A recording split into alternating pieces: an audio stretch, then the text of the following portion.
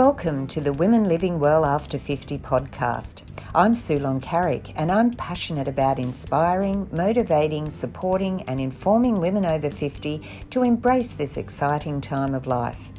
Health and wellness in mind, body and spirit are the foundations for living well, but there is so much more to a life well lived. Each week, through conversations with my guests, I'll be presenting topics that will help us all to live well and enjoy life. So join me as we discover new ways to become women living well after 50. Are you ready to start living? What are you waiting for? Let's get started. Welcome to another episode of the Women Living Well After 50 podcast. I'm Soulmate Carrick and it's lovely to have you join me. Now, the world is going through turmoil, and we ourselves sometimes are going through turmoil, and that's when we really could do with some love, compassion, and understanding. My guest today, Junie Moon, is CEO of Midlife Love Out Loud, a global love mentor, international best-selling author, award-winning speaker, women's empowerment leader, and certified shadow work coach. For the past 30 years, Junie has supported thousands of women to claim what is their birthright, the freedom to be and love themselves without apology. When women experience this freedom, they attract lifelong next-level love and experience an extraordinary second half of life. Today, we're going to be talking about next-level love and what it is, why we struggle with it, and why so many women are their own worst enemy and sabotage themselves. So let's go and join the conversation. Welcome, Junie. It's so lovely to have you join me on the Women Living Well After 50 podcast. Oh my God, so great to be here. Thank you for having me. And like many of my guests, you're on the other side of the world, so it's late afternoon for you and earlier morning for me. But I love the way that we can connect this way with people all over the world. Now, we're going to be talking about next level love today and a few other things. But before we start, I wondered if you could share with the audience a little bit about yourself and your story, a little bit of background before we get into it. Sure. I think that's important because it's like, who am I? Why listen to me?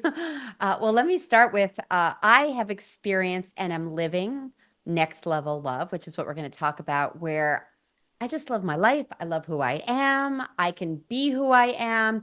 I'm not jumping through hoops for other people and certainly not my beloved. And I'm able to just relax and speak my truth and be met soul to soul with my partner.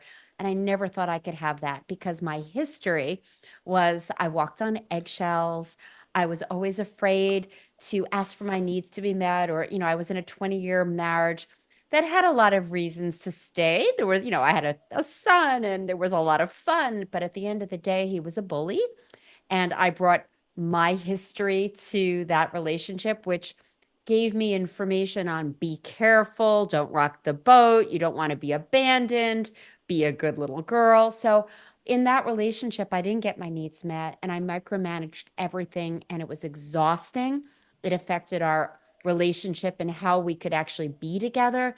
And I ate a lot of food. I was 200 pounds. I was miserable, but I had a smile on my face until I really hit rock bottom. And that's when I started to really see that it wasn't, the workshops that I was doing, the books I was reading, the therapy I was doing, it could only take me so far because I discovered that there were shadows running me. There were blind spots that I had. There were things inside of me that I picked up along the way that had me being so scared to just relax and be myself.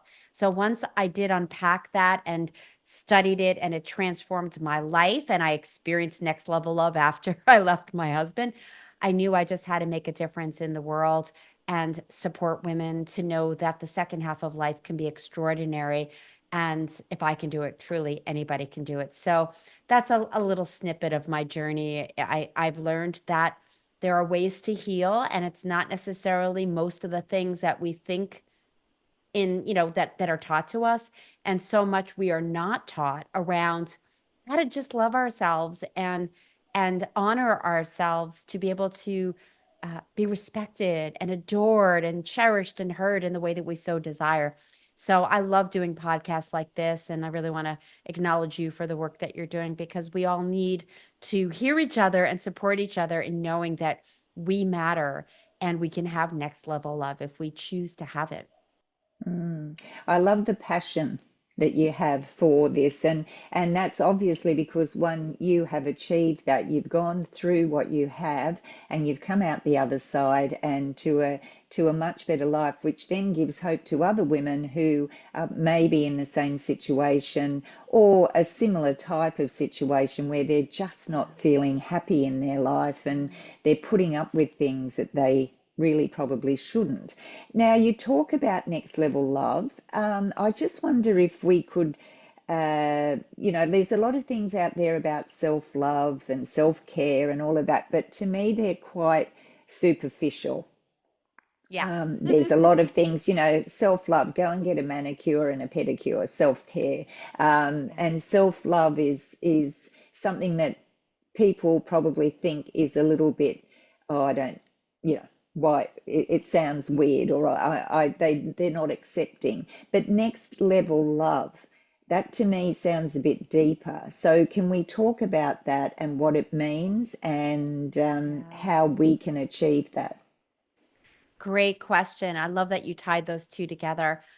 Yeah, they're just words. So, self-love and being kind to yourself, connect to your inner child. I mean, not to downplay it. I mean, that's really what we need to do, is really love ourselves. However, what does that really mean? And to your point, it's like, oh, I love myself. I do self-care. I get a manicure. Okay, great. Is that really in, putting self-love and self-respect in action? So what I share with people, and this is just one piece of it, is self-love in action looks like, yes, you have your own back, that you honor your truth, that you're not going to accept crumbs or less than what you truly know you're worthy of. And so it starts with loving ourselves first. A lot of people do the opposite. And we're trained this way, to look outside of ourselves for approval. If we get the great guy and we have the great marriage, we can do the check mark and say, now I've achieved this. However, when it comes to self love, it's not just looking in the mirror and going, I love you, I love myself.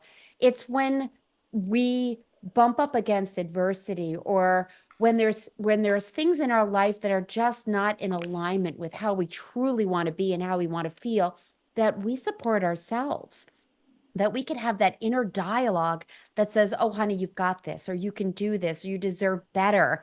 Don't accept this. This is bad behavior. And we have not been taught that, especially as women. We've been taught to, stay behind under the radar, don't rock the boat, be seen, not be heard, be a good little girl. That's been drilled into many cultures. And Hmm. so for us to have self-love in action, we need to advocate for ourselves. And when we know that we have that deep value inside of ourselves, then if we do slip and fall, we're not raking ourselves over the coal and going, "Oh my God, you're so stupid. What were you thinking?" It's okay. Let's look at this. It's like, I like to use this analogy, like if a little kid fell and scraped their knee, you would, most people, most people would go, oh, honey, let's clean you up. Let's pick you up. Let me give you a big hug. And they wouldn't go, oh my God, you idiot. What were you thinking? Why weren't you looking where you were walking? That's how we treat ourselves. And that's not self love in action. So, to experience next level love, it starts with having that deep connection with yourself, that inner soulmate connection where you matter. And you would never, well, not, I don't want to say never, it's a work in progress.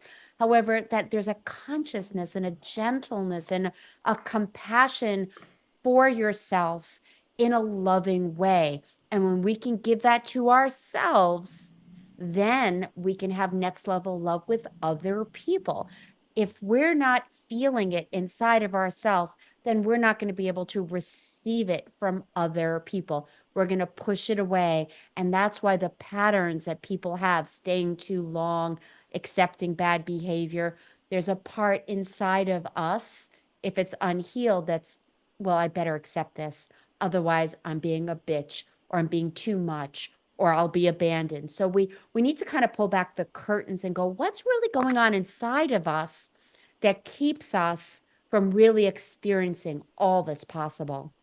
Mm, mm. I was actually going to mention that I saw on your website the reference to soulmate, to being your own soulmate. And I sort of also think of things as we should be our own best friend, because Yeah. if we think of that, or our soulmate, you are trying to be the best in the relationship, aren't you? When if you say you've found your soulmate, that's usually your partner.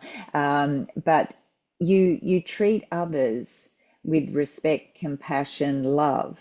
But when it comes to yourself, for some reason, you don't deserve that. And that's why I always think that if you think about how you would talk to your soulmate or your best friend, and then talk to yourself that way, you're going to start thinking, well, I am worthy. Now, you're talking about next level love and healthy relationships, and I suppose you have to come to terms with yourself first in that love, and then Yeah. you can look at it, obviously, then that would, I would think, help your other relationships. But why do you think people struggle with that? Oh my gosh, so many pieces to that question. And if I were to whittle it down again, we're just not taught that. We're not taught to look inside ourselves. We're not taught how to have good communication and have healthy boundaries. We're not taught to say, hey, that's not going to work for me. This is what I need. We're taught to, to toe the line. We're taught as women overall in many cultures to be a certain way, to look a certain way, to act a certain way. And uh, as long as we continue to believe that conditioning, because it's conditioning, it's Mm, programming, it's the first 7 years of our life where we're sponges taking every piece of information we can from what we're witnessing. Ooh, that looks safe. And ooh, that sounds scary, or that looks scary, to what our parents are telling us, do this, don't this, our culture, our religion. So we're bumping up against a lot of information that lives in our unconscious mind. And mm, this information right now blew my mind years ago when I heard it. 95% of our brain is unconscious. 95. So mm, if only 5% of our brain is going, I want next level love. I want someone to love me. I want to have this, the ability to have deep connection and that soulmate yumminess. But if underneath that conscious mind is, oh, who's going to want you? You better be a good little girl, follow the rules, whatever the story is, because we all have different stories and different programming. Ultimately, that's what's in the driver's seat. So, to really have a very different experience in love, we need to shift. We need to shine a light on that unconscious programming, or what I would call the shadow lands. What don't you see that's behind you? What have you lost access to? How are you showing up in the world with your masks on to make sure that you survive? Because that's another piece of it. Our human wiring is we want to survive. So let's do whatever it takes to not have pain. However, if we keep doing that, we're missing out on a lot of life, because we're walking a very fine line of what is truly possible in a full personality. Does that make sense? Did that come Yes, out yes, clearly? it yeah, yes, it does. And I wanted to pick up on a couple of points. What I was writing down some notes as you were talking. That's what I love about these conversations. It sort of all happens organically, and It's great. I you'll love say it too. something and I pick up on a point. Because I was Mm, thinking about the way that, we've been conditioned. It's those self-limiting beliefs that we've been taught way back. And especially for women over 50, women of my generation, I'm 67. And, back in the day, you just did what you were told by your yeah. parents, and, oh, well, they must know, or you didn't follow your own path. Now, so we are our own worst enemy. And I think part of it is that we don't have that self-confidence. We have that FOMO, fear of missing out, being left out, and then you sort of think, oh, well, I'm not good enough. And you surround yourself with lots and lots of what you feel are friends, but perhaps they're only acquaintances when really what you were talking about before was that deeper connection. You know, it's probably far better for us to say, hang on, I don't have to be, you know, involved with all these people who may not be filling my cup, just to say that I'm, you know, I've got lots of friends. It's more about that deeper connection. So it might only be two or three close people in your circle, but if you've got that deeper connection with them, surely that's worth more. And the quality of the relationship is worth more than trying to sort of make yourself feel better by just surrounding yourself by people who aren't really lifting you up. Yeah, yeah, there's a lot of truth there. You know, in this body of work that I'm trained in called shadow work, we use the word risk a lot to because it may or may not happen. Like, you know, the things that we're scared might happen may or may not happen.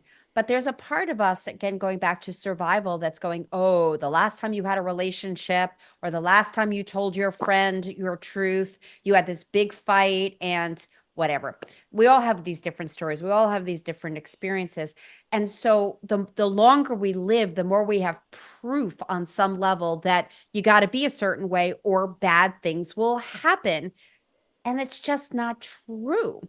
We've had experiences that gave us information, but it was because of how we were showing up and what our beliefs were and who we were engaging with.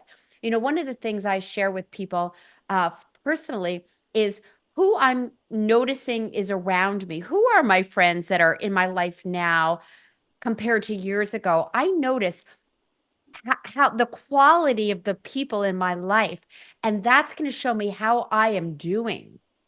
In Hmm. the past, I had a lot of people that were in that kind of good enough, we're kind of in the same place. um, and now I look at my partner and I look at my dear friends and I'm like, wow, I must be doing really something good because these people are amazing and they're really coming from this authentic, grounded place and they honor the heck out of who I am. So the challenge is we have these experiences, and then this part inside of us goes, it's scary or it's risky that you might be left, or you may not be loved, or you may not be good enough. So you better be careful. And so, on the one hand, that helps us stay safe, and we need that part. On the other hand, it's working way too much and it's overshooting and it's keeping us from truly relaxing and being ourselves. So here's a quick example. There was a client of mine that's coming up into my mind. Again, these are shadows, these are blind spots, these are things she didn't know. She came to me after it was like 2.5 years after a very hard marriage. She left it. There were issues with it. And then after 2.5 years, after reading books and all the dating stuff, she was ready to get back out there. However, she kept sabotaging herself. She kept overeating. She wasn't following through with phone calls. She just didn't understand. It's like, I want a partner. I am ready. 5% of the brain. Underneath it, we unpacked it and we did a special process because this isn't just journaling. This isn't just let me look at some of my limiting beliefs and do something different. That's conscious, conscious mind.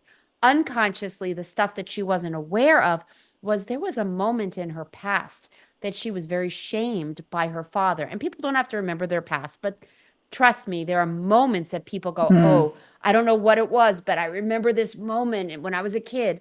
Well, she remembered something so specifically about her dad. She was a teenager and he gave her some very shameful messages about dating boys and some name calling about her dating boys. And so she looked at me with these big eyes. I remember like yesterday, this was years ago, and she was like, is this why I'm sabotaging going out there because I'm afraid I'm going to lose dad's approval? I don't care about my dad's approval anymore. But inside her unconscious mind, there was a part of her that said, don't do that, or you are going to be shamed. You're going to be left, and you're not going to be loved. And so it was an old belief she wasn't even aware of. We did a process, one process. And the next thing you know, she was off to the races, following through. She's been with her soulmate for at least 2, 3 years. I've lost track. So we need to unpack. We need to see why we're limiting ourselves and what are those beliefs. And that's just the beginning. The work that I do that's different from other people, and there are some other modalities, not just mine, but other modalities. The modality I encourage people to use is something that's going to get beyond the conscious mind, because books and workshops and just understanding, well, my mom was this and my dad was that, is just the beginning. But to unplug from those beliefs really allows you to go, oh, wait a second. I'm not afraid of my dad's belief anymore. I know I matter. I know I can have this and I want it and I'm going forward with it. Mm, mm. It's hard to do though, if you've been living that way for most of your life, isn't it? It's hard to make change. And the other thing is, if you do want to make change, sometimes people in your inner circle may feel threatened by that and they're not quite as supportive or accepting because they're fearful that you are going to change. So how do you handle that sort of thing? That's so wonderful that you brought that up, because again, it's that fear of, oh, I might lose my friends. I might be judged. If I change, what's going to happen? So that's the risk manager, firstly, going, oh my God, if you do this, everything's going to get so messy and it's going to be so painful. That's that part that's worried for you. And to some extent, it may or may not happen. Yeah, maybe the rules change. Maybe you ask for your needs to be met and someone goes, wow, what's wrong with you? You've never asked me to do this, or you've never said that like that before. Here's the thing. Firstly, to have change, we must change. Mm, To have something different, we must be courageous enough to stand in the fire of transformation. And I'm going to say a little something different than what you said. You was like, this is hard. What's hard is not doing this work. mm, What's mm, hard is staying stuck in these patterns and staying too long in relationships, or not loving ourselves on such a deep level where we accept friends, and I'm going to say, air quotes on that, friends that really may not be there for us in the way that we want them to be. So, and I also don't think it's that hard to do this work, to be really honest. When you make the decision that you want to heal and shift, it's not years. It's sessions. It's mm, maybe months. And yes, it's an unfolding.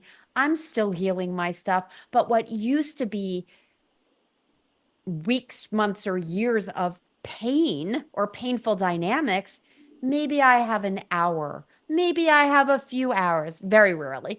But when you start to do the work, you get to do it on your terms. You don't just get rid of your friends overnight.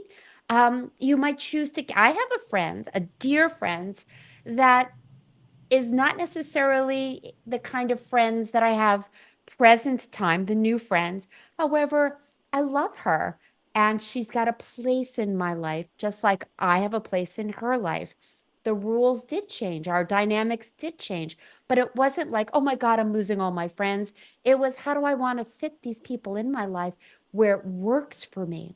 And so when you have the tools, when you know how to have these difficult conversations, where people can actually hear you and not get defensive. How often do we do that? How often mm. are we able to have conversations where people can actually hear us without having big drama? We have not been taught that. So when I work with people and in the shadow work realm, we learn how to really take a stand for what is important to us and speak it in a way that's not a demand or a blame or a shame, but this is what's moving through me. This is what my needs are. Can we have a conversation? So it's a yes and. Yes, it can be challenging when we stretch and we grow. Yes, things might change with the dynamics that we have with our friends, with our family. And then we get to be in the driver's seat. What do you want?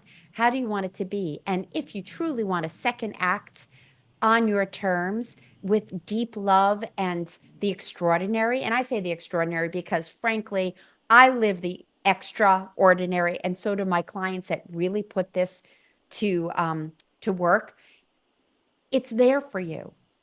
I just invite people to be curious. What's possible and what might you not know? Because I promise you, there are things you don't know. I'm still revealing stuff about me on a regular basis.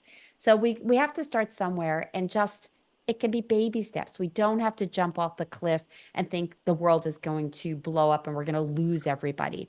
We can do Mm, it in a way that works for us, and it doesn't have to be so hard. It actually mm. brings us energy, and it's more easy to live this kind of life.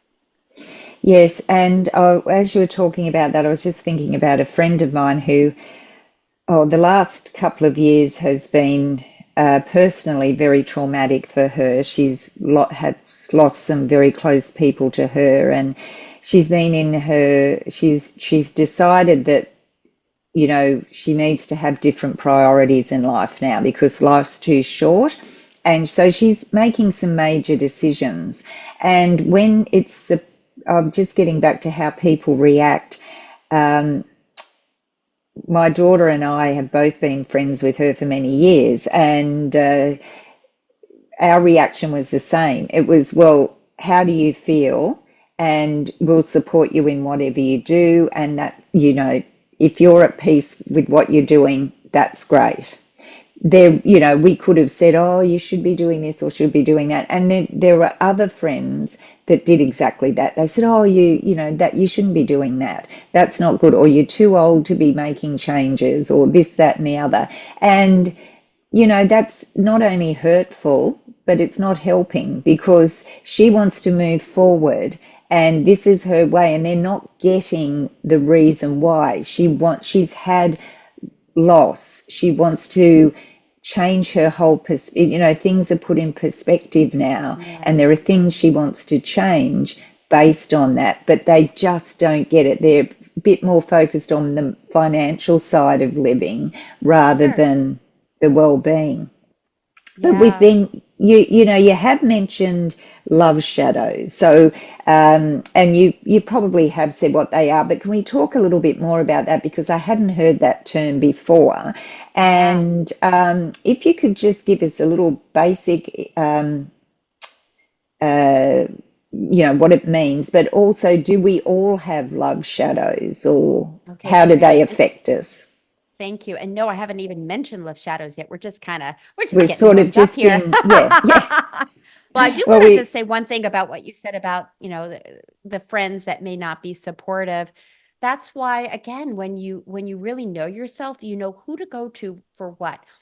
That friend I was telling you about, I know what I would never go to her for certain types of things because she's not going to get it. She's going to have the judgment and the old thinking that doesn't resonate with who I am. She's family. I love her and we have our place. However, hmm, I know who to go to for certain things. With people that are aligned with my thinking and how I view the world and what I'm about now. So, okay, let's dive into the love shadows. So, I am a certified licensed shadow work facilitator and coach, and in a particular body of work. And so the shadow, let's start there. The shadow is the part of us that somewhere along the way we got a message or had an experience that we said, "Ooh, there's this part that's not good to share. It's not, this is something I need to hide. I better just throw it away behind me and not be like that." That's the shadow. And so we kind of talked about that in a way. It's like, be the good little girl. So what did we throw away? Maybe our naughtiness, but our healthy naughtiness, maybe our hmm, playfulness. Maybe we witnessed as a kid some anger from one of the parents, and or maybe we got hurt by their anger, and maybe we were like, oh my God, I never am going to be like that. I'm going to just always be nice. I'm never going to shout, or I'm never going to express my anger. That's bad. So we just, that conditioning on a deeper level, certainly in the beginning of our life, we make decisions on an unconscious level. Be like this, don't be like that. And that's the shadow land. Okay. So that's just kind of briefly. Now, here's the thing, we can't suppress any aspect of who we are, it's going to come out sideways. Anger is part of us. So if we push it down, and I'm just going to be nice, I'm just going to be nice, eventually we're going to blow. And then it's going to come out in vicious ways to other people or to ourselves. So we need to shine a light. We need to understand what's going on in the background and have access, healthy access to all aspects of who we are. That's why my book is called Loving the Whole Package, loving all of who we are, shadow and light. Because when you're in the driver's seat, you have choice. So, love shadows. Briefly, there are because time wise, I could talk about love shadows for hours. So, we have the concept of the shadow, things that we've disowned, things that we think are bad or shameful, we don't want people to see. And so, there's different ways that they can go that can get in the way of love. So if we have a wounding, and that's kind of the language we would use, or a charge in the realm of seeing and knowing and discernment, like that's the realm of what we call the magician archetype. If somewhere along the way we were shamed or told that we're bad in some way, there's this part of us that might be overthinking and over strategizing to make sure we don't look bad again. Kind of where the shadows began. Don't look bad, do this, don't do that. So if we have a lot of charge in that realm, we're going to be so in our heads and we're not going to be able to make good decisions. And we're going to hold ourselves back. And that's where we have these patterns, staying too long, walking on eggshells, not getting our needs met. So the magician love shadow keeps us ruminating and unable to just relax and enjoy. The sovereign love shadow, the sovereign energy is the part that knows our value, knows how worthy we are. But if we got a message that we're not good enough or we have to prove ourselves for love, then that love shadow is going to have us trying so hard to be great. If I just give enough, if I just support enough, nurture enough, then maybe I'll be good enough and I'll be loved. We know that doesn't work. Give, give, give, give. It's exhausting. And if we don't think we're good enough, then we're going to have a really hard time believing love is possible for us. So that's the sovereign love shadow. The lover love shadow. There's two more. The lover love shadow. The lover energy is that childlike spirit, the ability to connect, to be able to receive support and bond with somebody.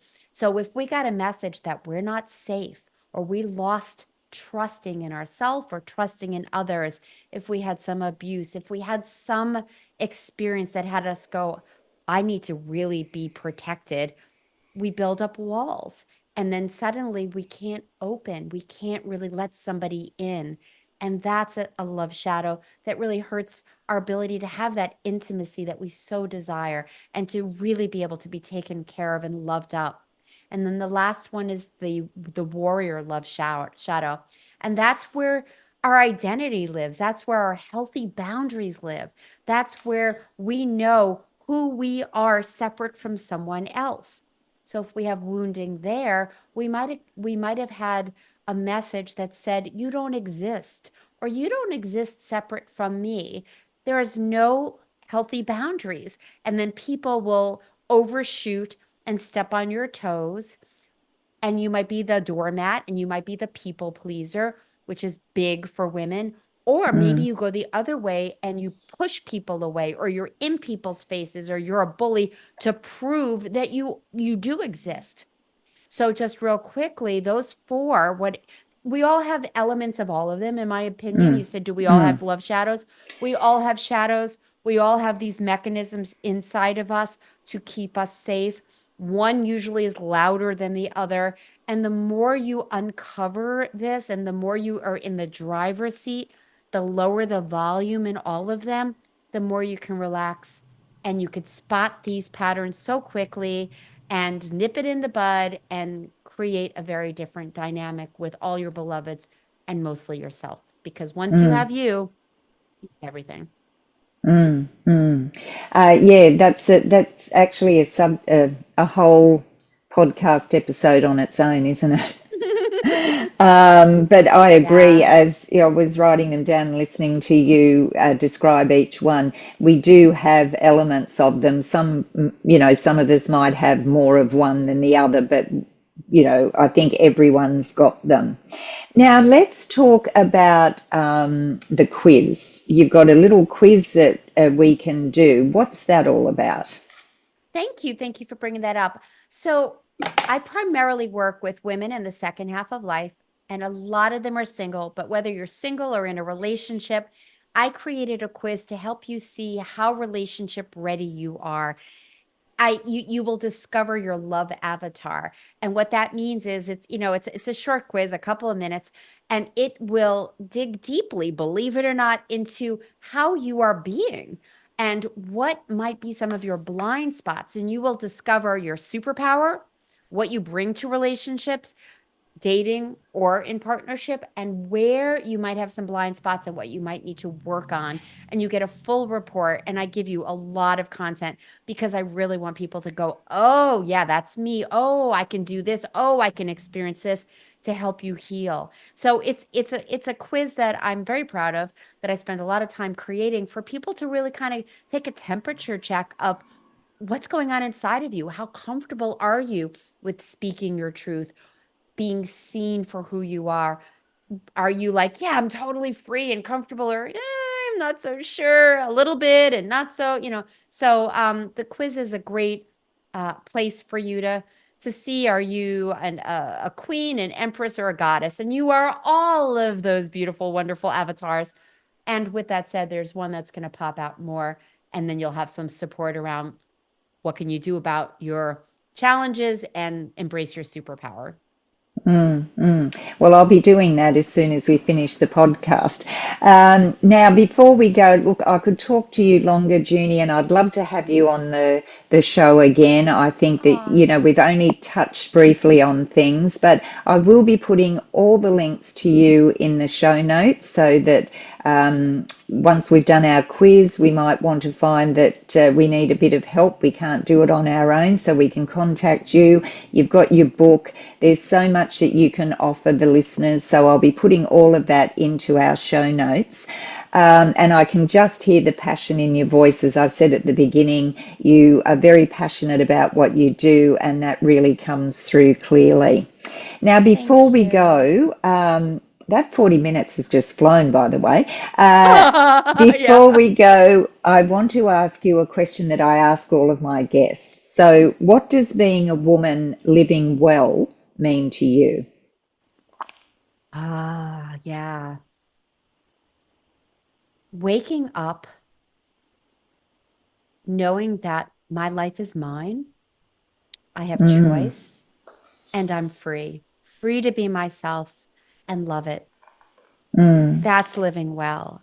And that's what I really stand for. When you truly love yourself and free yourself from the bonds of the bondage or bonds or whatever it's called from the past programming, when you can really unplug and just show up every day just as yourself, loving yourself, that's a life well lived. And that's how I am. And that's, you keep talking about passion.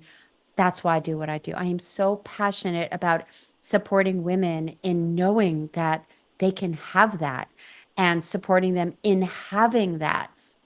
Because to me, when women rise up inside themselves and know their value, the world changes, because we go out there and we bring our love and our beauty and our truth and our brilliance and our passions and all of our gifts to the world.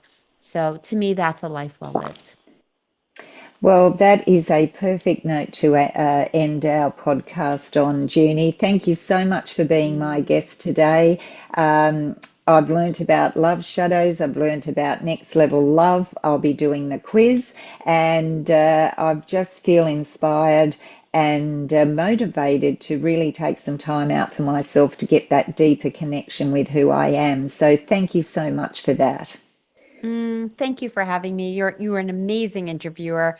And like I said, I love your podcast. Thank you so much. Well, I really enjoyed talking to Junie Moon today. She's so passionate about the work that she does.